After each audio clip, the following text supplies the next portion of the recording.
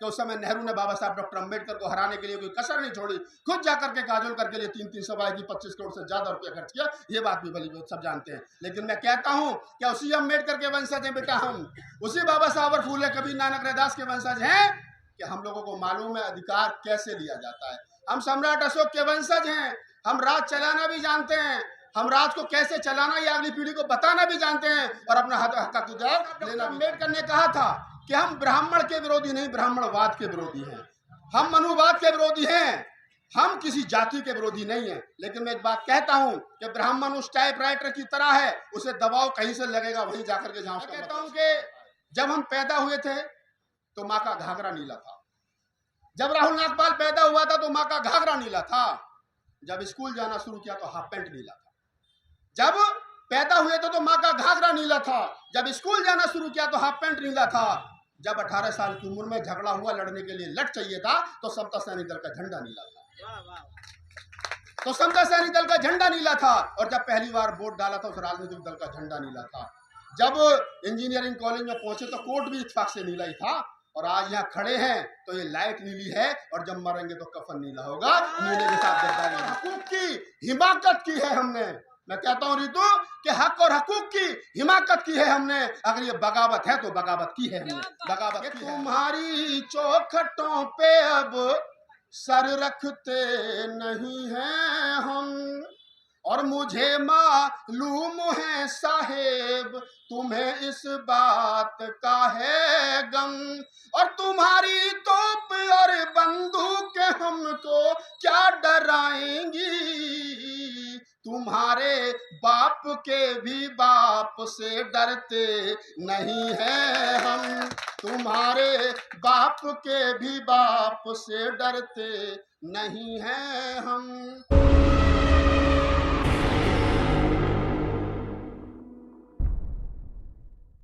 है कि हमारी छोटी बहन प्रोफेसर रितु 100 दिन से बैठी है और आप लोग 1 घंटा नहीं बैठ पा रहे हैं, तो मैं रितु के लिए तालियां बजवाना चाहूंगा और आपके रितु की बहादुरी के लिए तालियां, उसके 101वें दिन तक बैठे रहने के लिए तालियां, उसके लिए साधुवाद। और आप लोगों के लिए, आप लोगों की संख्या के लिए विशेष साधुवाद कि आज 6 दिसंबर है और बाबा साहब डॉक्टर अम्बेडकर का परिनिर्वाण दिवस है। और इस उपलक्ष्य में देश भर में, दिल्ली एनसीआर में जगह जगह प्रोग्राम हो रहे हैं और आप लोग सुबह 5 बजे पार्लियामेंट के लिए निकले थे, उसके बाद शाम को 5 बजे यहाँ हैं। ये आपके लिए बहुत बहुत बधाई, बहुत बहुत साधुवाद। आशुतोष भाई से मेरा विशेष अनुरोध है वो आ जाए। मैंने उनका 10 बार भाषण सुना, आज वो भी मेरा सुने। मैं बिठा लूंगा सबको, मैं 2-2 घंटे बोलता हूँ, कोई टेंशन नहीं है, मुझे पता है आप कैसे आओगे। मैं अपनी बात शुरू करूं उससे पहले तमाम बहुजन महापुरुषों को नमन, जिन्होंने मुझे बोलने की और आपको सुनने की ताकत दी। मुझसे पूर्व में हमारे बड़े भाई मनोज अंतानी जी, जो समतावाद टीवी चैनल के एडिटर इन चीफ हैं, उन्होंने अपनी बात विस्तार पूर्वक से रखी और उन्होंने जो बात कही, नीलम जी ने जो बात कही, मैं उन दोनों की बात का समर्थन करते हुए अपनी बात रखता हूं।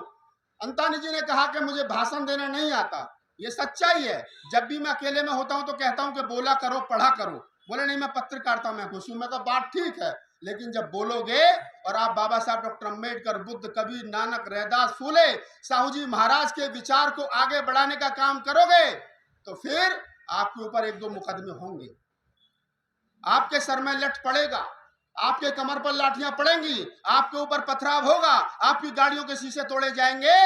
तो फिर पता चलेगा कि नीलम बौद्ध, रितु सिंह, आशुतोष, मनोज अंतानी, लक्ष्मण यादव, रतन लाल, राहुल नागपाल, ये जो 10-20 लोग पूरे मुल्क में फूले अम्बेडकरी आंदोलन को आगे बढ़ा रहे हैं, जब इन पर लाठियां पड़ेंगी, जब ये पिटेंगे तो शायद तभी हमारा समाज हमारे साथ खड़ा होगा। वो चाहता है कि हम लोग पिटें, हमारे ऊपर डंडे पड़े, हमारे ऊपर FIR हो। तो अगर यही सोच करके आप लोग आना चाहते हो, अगर यही चाहते हो कि मुकदमे हो, अगर यही चाहते हो कि हमारे ऊपर हमले हो, तो हम इस बात के लिए तैयार हैं। हम बिल्कुल नहीं डर रहे, बस आप आ जाना अगर इस बात का इंतजार कर रहे हो तो। रितु कहती है हमेशा कि मेरे लिए जब मैं मर जाऊं तो कैंडल मार्च मत निकालना, कैंडल लेकर के मत आना। रितु कहती है हमेशा कि रोहित वेमुला, पायल तड़वी, तमाम लोग जो हमारे बीच नहीं रहे, इस बहुजन समाज की विचारधारा को जो धार दे सकते थे, क्या कसूर था उन लोगों का? क्या वो दलित समाज में पैदा हुए, यही कसूर था? क्या कसूर था उन लोगों का कि बहुत अच्छे सुंदर दिखती थी पायल तड़वी रीतू की तरह? क्या कसूर था कि वो आंख में आंख डाल करके मनुवादी सिस्टम के बात करती थी? ये कसूर था। और अगर ये कसूर है तो हम ये कसूर माँ के पेट से लेकर के पैदा हुए हैं, बाबा साहब को पढ़ करके पैदा हुए हैं, हम ये हमेशा करते रहेंगे और तुम्हारी आंख में आंख डाल करके बात करते रहेंगे हमेशा। क्या चाहता है इस देश का ब्राह्मणवाद? क्या चाहता है इस देश का मनुवाद? वो चाहता है कि दलित दलित जैसा दिखना चाहिए, वो चाहता है कि दलित दलित जैसा दिखना चाहिए। हमसे कहते हैं कि राहुल नागपाल लगते नहीं चमार हो, हमसे कहते हैं लगते नहीं यार मनोज अंतानी, नीलम बौद्ध और क्या नाम है रितु सिंह, तुम दलित हो। तो आपकी नजर में दलित की परिभाषा क्या है? आपकी नजर में दलित की परिभाषा है आपके सामने गिड़गिड़ाता रहे, आपके सामने डगमगाता रहे, आपके सामने वो बोल ना पाए, आपके सामने खड़ा ना हो पाए, आपके सामने इंग्लिश और अंग्रेजी तो छोड़िए वो ढंग से हिंदी नहीं बोल पाए। आप ऐसे दलित को चाहते हो, लेकिन ये वो दलित नहीं है साहब। ये बाबा साहब और फूले का वंशज है। ये वो दलित है कि जो तुमसे बेहतर अंग्रेजी बोलता है, जो तुमसे बेहतर पढ़ता है, जो तुमसे बेहतर भाषण देता है, जो तुमसे बेहतर नेतृत्व करता है। और ये हमने साबित किया है। ये एक दिन में नहीं हुआ, ये हमने साबित किया है। अभी तो जुम्मा 50-60 साल हुए अधिकार मिले संविधान में, तब इनकी नानी मर गई। अभी चलने दो थोड़ा सा। मुझे मालूम है आप छन्नी लगाओगे, आप जाली लगाओगे, आप गेट लगाओगे। जो बात बाबा साहब डॉक्टर अम्बेडकर के संदर्भ में संविधान सभा में आने के लिए कही गई थी, कुछ तथाकथित नेताओं के द्वारा कहा गया था कि हमने डॉक्टर अम्बेडकर को संविधान सभा और संसद भवन में आने के लिए दरवाजे तो छोड़िए खिड़कियां भी बंद कर दिए, लेकिन बाबा साहब की टांग थी, बाबा साहब की हट थी कि वो संविधान सभा में भी गए, संविधान भी लिखा और संसद भवन में भी गए। ये बात अलग है कि उस समय नेहरू ने बाबा साहब डॉक्टर अम्बेडकर को हराने के लिए कोई कसर नहीं छोड़ी, खुद जाकर के काजोलकर के लिए 3 सभाएं की, 25 करोड़ से ज्यादा रुपया खर्च किया। ये बात भी भली सब जानते हैं। लेकिन मैं कहता हूं कि उसी अम्बेडकर के वंशज हैं बेटा हम, उसी बाबा साहब और फूले कबीर नानक रैदास के वंशज हैं कि हम लोगों को मालूम है अधिकार कैसे लिया जाता है। हम सम्राट अशोक के वंशज हैं, हम राज चलाना भी जानते हैं, हम राज को कैसे चलाना ये अगली पीढ़ी को बताना भी जानते हैं और अपना हक अधिकार लेना भी जानते हैं। आज बाबा साहब की पुण्यतिथि है। आप यहाँ कसम खाइए सारे लोग कि बहन रीतू के समर्थन में एक एक बच्चा, अभी छोटा बच्चा भाषण दे करके गया।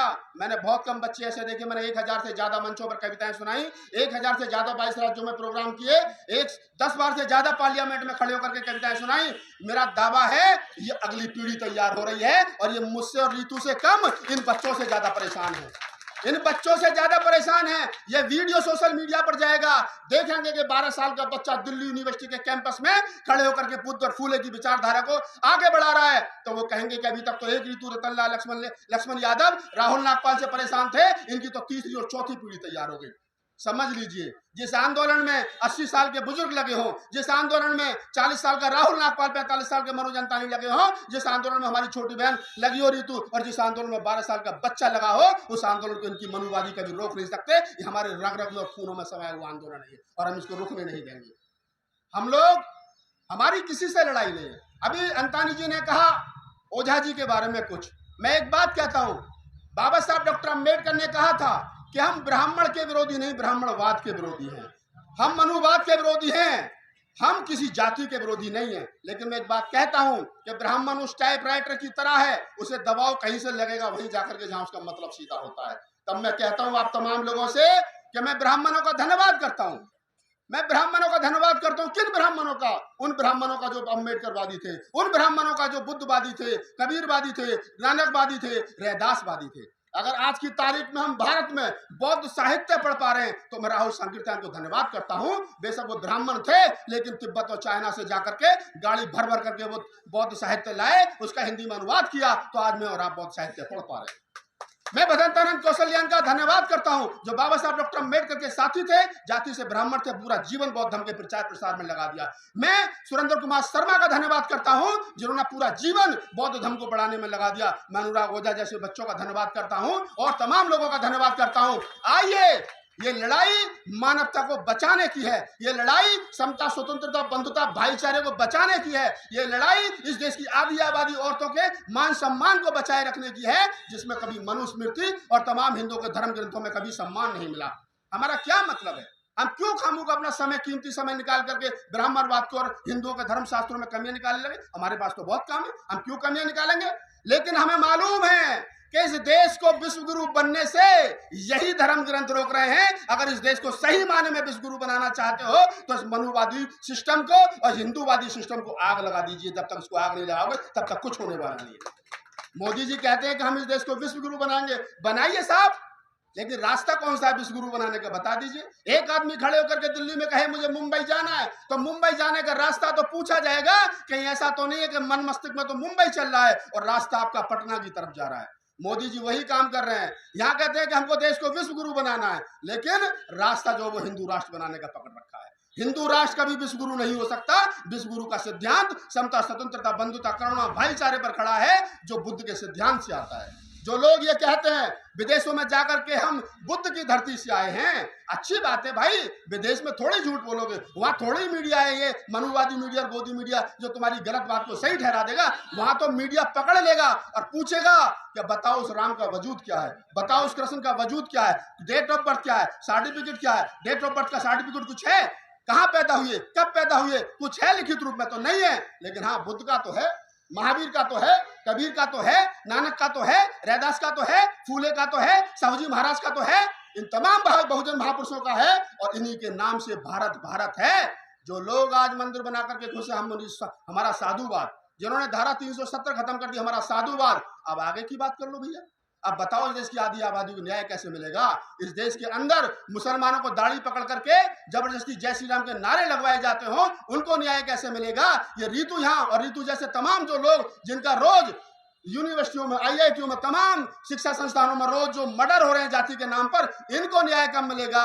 इनको न्याय की बात करिए। बेटी बचाओ बेटी पढ़ाओ का नारा देने से बेटी नहीं बचेगी और ना पढ़ेगी। अगर बेटी को ईमानदारी से पढ़ाना है, ईमानदारी से बचाना है, आप पढ़ाने की बात कर रहे हो मोदी जी। आपका सिस्टम, आरएसएस के लोग कहते हैं कि बेटी पढ़ाओ। जो बेटी पढ़ गई, प्रोफेसर हो गई, सब कुछ कर लिया, दिल्ली यूनिवर्सिटी में पढ़ाती है, वो रोड पर न्याय मांग रही है। तुम कौन से पढ़े लिखे, इससे ज्यादा पढ़ी लिखी कहां से लाओगे भैया? बता तो दो। तुम्हारी डिग्री तो हमने चेक नहीं की, रीतू की तो डिग्री तुमने चेक करके यहाँ यूनिवर्सिटी में प्रोफेसर रखा होगा, बिना चेक करे तो नहीं रख लिया। तो ये सारी चीजें विचारणीय प्रश्न है और इन सारी चीजों पर मैं तो सरकार को भी लताड़ रहा हूं। मैं अपने वालों से भी नाराज रहता हूं, इन मनुवादियों से जिनको हम गाली दे रहे हैं, जिनको कहते हैं कि इन्होंने हमारा बहुत शोषण किया है, इनसे निपट लेंगे। थोड़े से मुट्ठी भर लोग हैं। बिहार की जनगणना में साबित हो गया 12% है, हम तो 15% बताते थे, तो 12 रह गए, 3% और घट गए। इनसे तो लड़ लेंगे। जिस दिन आप इकट्ठा हो जाओगे, मुझे इस आंदोलन की सबसे बड़ी खूबसूरती ये लगती है कि जिस मंच पर मैं बोल रहा हूँ, इसी मंच पर लक्ष्मण यादव बोलता है, हमारा छोटा भाई, इसी मंच पर ये संजीव तोमर बोलता है, जाट कम्युनिटी से आता है, इसी मंच पर ये ओझा जी बोलते हैं जो ब्राह्मण कम्युनिटी से आते हैं, इसी मंच पर दूसरे पाल समाज के लोग बोलते हैं। यह सही माने में इसी मंच पर जांगड़ साहब हमारे बीच आके ओबीसी समाज के, वो जय भीम के नारे के साथ बोलते हैं, तब जाकर के बहुजन समाज बनता है और तब जाकर के रीतू के आंदोलन की लड़ाई मजबूत होती है। 101 दिन मैं कल इंटरव्यू किया रीतू का, मैंने पूछा कि 101 दिन की क्या उपलब्धि है। रात को 10 बजे इंटरव्यू किया, मैंने चलाया। मैं कहता हूं वो इंटरव्यू देखिए। आप लड़ेंगे, आपका रास्ता ठीक होना चाहिए, आप जीतेंगे, क्योंकि इस देश के अंदर अंबेडकरवाद ही ऐसा है जो इस देश के अंदर मनुवाद को हरा सकता है, बाकी किसी की ताकत नहीं है। और आपको मैं बता दूं, जो लोग रात के अंधेरे में बाबा साहब डॉक्टर अंबेडकर की मूर्ति तोड़ करके चले जाते हैं, जो लोग पेरियार को गाली बकते हैं, समझिए, सोचिए, विचारिए कि जो डॉक्टर अंबेडकर की जिस डॉक्टर अंबेडकर की मूर्ति इनको डराती हो, जिस पेरियार की मूर्ति इनको डराती हो, उस डॉक्टर अंबेडकर का और पेरियार का विचार कितना रात को इनको डराता होगा, जरा सोचिए। तो मूर्ति टूट रही है, टूटने दो, कोई दिक्कत नहीं है। आप किताबों को मत जलने देना, उनके आंदोलन को जिंदा रखना, उनके विचार को फैलाना। और मैं दावे के साथ कह रहा हूं, इस देश के अंदर अंबेडकरवाद स्थापित हो चुका है, बुद्धवाद स्थापित होगा। ये असमानतावादी मैदान छोड़ करके भागेंगे। देश में समता, बंधुता, भाईचारा के आधार पर तमाम लोग रहेंगे। और हम यहाँ बैठे हैं, 101वें दिन में बोल रहा हूँ, इस बात को रिकॉर्ड कर लीजिए। प्रोफेसर रीतू ये लड़ाई जीत करके जाएगी, क्योंकि नारा दिया है नौकरी नहीं न्याय चाहिए, नौकरी नहीं न्याय चाहिए। और न्याय का मतलब, अगर रीतू को नौकरी लेना होता, रीतू को उसी कॉलेज में जाकर के प्रोफेसर बनना होता, तो ये काम तो आंदोलन के 2-3 दिन में ही हो गया था। उन्होंने जब ही घुटने टेक दिए थे, कह दिया था कि हम लोग नौकरी देने को तैयार हैं, आप ये प्रोटेस्ट बंद कर दीजिए। लेकिन क्या हुआ? रीतू ने कहा कि नौकरी नहीं चाहिए, जो सैलरी आप देते हो मुझे, इतना तो मेरा समाज मुझे दे देगा, और ये आंदोलन में साल भर यहाँ चला दूंगी अपने समाज के भरोसे। लेकिन न्याय चाहिए। किस तरीके का न्याय चाहिए भाई? न्याय है कि आज रितु ने जो लड़ाई शुरू की वो आज लक्ष्मण यादव तक आई है। कल को रतनलाल जी का प्रमोशन रुक जाए, हो सकता है उनके साथ कोई हादसा हो जाए, कोई दूसरा बोलेगा उनके साथ कोई हादसा हो जाए। जब तक ये काम लोग करते रहेंगे, जब तक ये काम बंद नहीं होगा, हमारे लोगों की जो रक्षा सुरक्षा है तब तक वो सुनिश्चित नहीं की जाएगी, तब तक ये आंदोलन होगा। सविता रॉय को, रजिस्ट्रार को, डीसी को जेल भेजो, उन पर कानूनी कार्रवाई होनी चाहिए। फिर सह सम्मान रितु को उसी कॉलेज में प्रोफेसर नियुक्त करिए। हम तब तक ये लड़ाई जारी रखेंगे। दूसरी बात, अंतिम बात कहकर के अपनी बात खत्म कर रहा हूं। आप लोग हिम्मत मत हारिए। इस देश के अंदर आपके पास क्या है क्या नहीं है ये छोड़ दीजिए। आपने बहुत कुछ पाया है। मैं नहीं कहता, अमेरिका से एक पत्रिका निकलती है, इनसेस पत्रिका, उसका विश्लेषण है, उसमें छपा है कि विश्व में अगर सबसे ज्यादा एक कम्युनिटी है, विश्व में, भारत में नहीं विश्व में, जिसने सबसे ज्यादा तरक्की की है, एक समाज है, तो वो इस देश का दलित समाज है, वो अम्बेडकरवादी लोग हैं। तो आप सबसे ज्यादा तरक्की करने वाले लोग हैं। विचार करिए, आपके पास था क्या? कुछ भी तो नहीं था यार। गांव में पूरब की दिशा में बसाए जाने वाला समाज जिसमें से बदबू आती हो, गांव जिसके पास पहनने का कपड़ा नहीं, खाने की रोटी नहीं, लंगोटी नहीं, कुछ नहीं, आज बढ़िया सूटेड बूटेड गाड़ी, 50 लाख की फॉर्च्यूनर, 3 करोड़ का फ्लैट, और हजारों आदमी तो इसी दिल्ली में ऐसे रहते हैं तो 4-4 हजार करोड़ के हैं। बाबा साहब डॉक्टर अम्बेडकर की वजह से। आप बस डटे रहिए, सब आएंगे, और जो नहीं आएंगे वो भी पिटेंगे, फिर वो भी यही आएंगे। कहीं रास्ता सड़क है, रास्ता सड़क है। अभियंतानी जी ने कहा कि राहुल नागपाल जी 1 लाख रुपए लेते थे कविता सुनाने की। सच्चाई है। कभी सम्मेलन करता था, पीछे के रास्ते जाता था, पीछे के रास्ते आता था, 1 लाख रुपए 90,000 पेमेंट मिलती थी। लॉकडाउन लगा, कभी सम्मेलन बंद हुए, तो हमने सोचा हम भी पत्रकारिता कर लेते। हम तो 98 में 97 में दैनिक जागरण में करते थे। हमने कहा कि हम भी कर लेते हैं। आज मुझसे एक पत्रकार साथी ने 26 अलीपुर पर पूछा कि भैया क्या हो आप, कौन हो आप? पत्रकार हो, वक्ता हो, एक्टिविस्ट हो, कौन हो, कवि हो? मैं कहा मैं भाई सब कुछ हूं। मैं उस टाइपराइटर की तरह हूं कि मुझे किसी भी कोने से दबाओ, मैं लगूंगा बिल्कुल बाबा साहब की मूर्ति पे जाके। मैं अपनी बात कविता के माध्यम से कहूं, गीत के माध्यम से कहूं, वक्तव्य के माध्यम से कहूं, किसी भी प्रकार से कहूं, लेकिन मेरी बातों में फूले और अम्बेडकर जिंदा हैं और वो आजीवन जिंदा रहेंगे। अंतिम बात कह के अपनी बात खत्म करता हूं। मैं हमेशा कहता हूं, तमाम मंचों पर ये मेरे वीडियो पड़े हैं, तमाम मंचों पे मैं कहता हूं कि जब हम पैदा हुए थे तो माँ का घाघरा नीला था। जब राहुल नागपाल पैदा हुआ था तो माँ का घाघरा नीला था। जब स्कूल जाना शुरू किया तो हाफ पैंट नीला था। जब पैदा हुए तो माँ का घाघरा नीला था। जब स्कूल जाना शुरू किया तो हाफ पैंट नीला था। जब 18 साल की उम्र में झगड़ा हुआ, लड़ने के लिए लट चाहिए था, तो समता सैनिक दल का झंडा नीला था। तो समता सैनिक दल का झंडा नीला था। और जब पहली बार वोट डाला था उस राजनीतिक दल का झंडा नीला था। जब इंजीनियरिंग कॉलेज में पहुंचे तो कोट भी इत्तेफाक से नीला ही था। और आज यहाँ खड़े हैं तो ये लाइट नीली है, और जब मरेंगे तो कफन नीला होगा। नीले के साथ गद्दारी नहीं करेंगे, नीले के साथ गद्दारी नहीं करेंगे। हक और हकूक की हिमाकत की है हमने। मैं कहता हूँ रितु कि हक और हकूक की हिमाकत की है हमने। अगर ये बगावत है तो बगावत की है हमने, बगावत की है हमने। 2 पंक्तियां पढ़ के अपनी बात खत्म करता हूँ कि तुम्हारी चौखटों पे सर, आंदोलन करेंगे, हमारा संवैधानिक राइट्स है, लड़ेंगे, जीतेंगे, नारे लगाएंगे, जय भीम नमो बुद्धाय करेंगे, कोई नहीं रोक सकता। लेकिन ये कहे कि रितु आकर के समझौता कर ले, वो नहीं हो सकता। आज मैं 4 साल तक पार्लियामेंट में बैन रहा, चंद्रशेखर रावण को ले गया था मैं, मुझे सरकार ने बैन कर दिया। राहुल नागपाल 4 साल तक पार्लियामेंट में नहीं आएगा। 14 अप्रैल को 4 साल कंप्लीट हो रहे हैं। मैंने कल दिन में एक मेल किया मंत्रालय को, मैंने कहा भाई अप्रैल में 4 साल कंप्लीट हो जाएंगे, मुझे कम से कम बुला लो। तो रात को 12:30 बजे मेल आया कि आप आ सकते हैं, लेकिन मंच पर नहीं चढ़, में कोई दिक्कत नहीं। मैं गया, तमाम लोगों से मिला, मैंने कहा यार अब तो बुला लो। बोले एक माफीनामा लिख करके दे दो कि जो 2018 में आपने यहाँ पर किया था उपद्रव, वो नहीं करोगे। मैं कहा उपद्रव तो था नहीं, हमने तो नारे लगाए थे, कविता पढ़ी थी। बोले नहीं साहब, सब लोग नाराज हैं। तो मैं कहा माफीनामा तो लिख करके नहीं देंगे, हम अम्बेडकर के वंशज है, सावरकर के वंशज नहीं, माफीनामा तो हम लिख करके नहीं देंगे। बुलाओ मत बुलाओ, 1 लाख रुपए साल का नुकसान है। 2 बार बुलाते थे, 50-50 हजार देते थे, कोई दिक्कत नहीं है। कौन से भूखे मर गए? समाज बहुत बड़ा, 1-1 रुपया देगा तो 85 करोड़ का आदमी हो जाऊंगा, कोई दिक्कत नहीं है। तो मैं कहता हूँ, 4 पंक्तियां पढ़ता हूँ कि तुम्हारी चौखटों पे अब सर रखते नहीं हैं हम, और मुझे मालूम है साहेब तुम्हें इस बात का है गम, और तुम्हारी तोप और बंदूक हमको क्या डराएंगी, तुम्हारे बाप के भी बाप से डरते नहीं हैं हम, तुम्हारे बाप के भी बाप से डरते नहीं हैं हम। 5:05 और मैंने कहा था 10 मिनट में भी बात करते हुए 15 मिनट हो गए।